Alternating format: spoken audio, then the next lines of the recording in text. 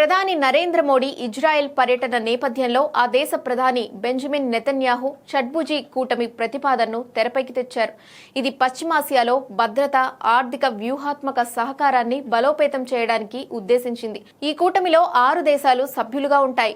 Bharat, Israel, grace, cypress ప్రధాన భాగస్వామ్యులుగా ఉంటాయని Netanyahu పేర్కొన్నారు. మిగిలిన 2 స్థానాల్లో అరబ్, ఆఫ్రికా లేదా ఇతర ఆసియా దేశాలు ఉండే అవకాశం ఉంది. పశ్చిమాసియా ఈ ప్రాంతంలోని రాడికల్ శక్తులను, ముఖ్యంగా ఇరాన్ నేతృత్వంలోని షియా గ్రూపులు, ఇతర తీవ్రవాద సున్నీ వర్గాలను ఎదుర్కోవడం దీని ప్రధాన లక్ష్యం.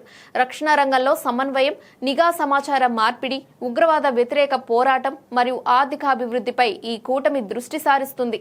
ఇదిలా ఉండగా నెతన్యాహు భారత్ను ఒక గ్లోబల్ పవర్ గా అభివర్ణించారు. ఈ కూటమికి ఇండియా బలమైన పునాది వంటిదన్నారాయన.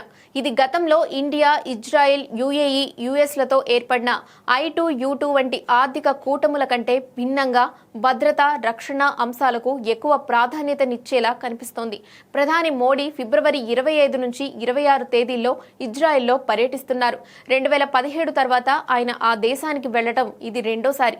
ఇరు దేశాల మధ్య ఉన్న వ్యూహాత్మక భాగస్వామ్యాన్ని మరింత బలోపేతం చేయడం, కొత్త రంగాల్లో సహకారాన్ని విస్తరించడం ఈ పర్యటన ముఖ్య లక్ష్యం. క్షిపణి రక్షణ వ్యవస్థలు, డ్రోన్ల తయారీ, సైబర్ సెక్యూరిటీ, ఇంటెలిజెన్స్ షేరింగ్ వంటి అంశాలపై కీలక చర్చలు జరగనున్నాయి.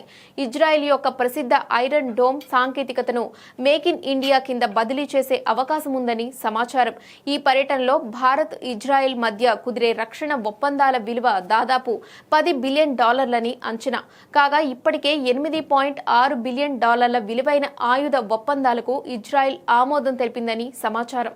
ఇక ఈ పర్యటనలో భాగంగా మోడీ ఇజ్రాయెల్ పార్లమెంటు నెసెట్ను ఉద్దేశించి ప్రసంగించనున్నారు.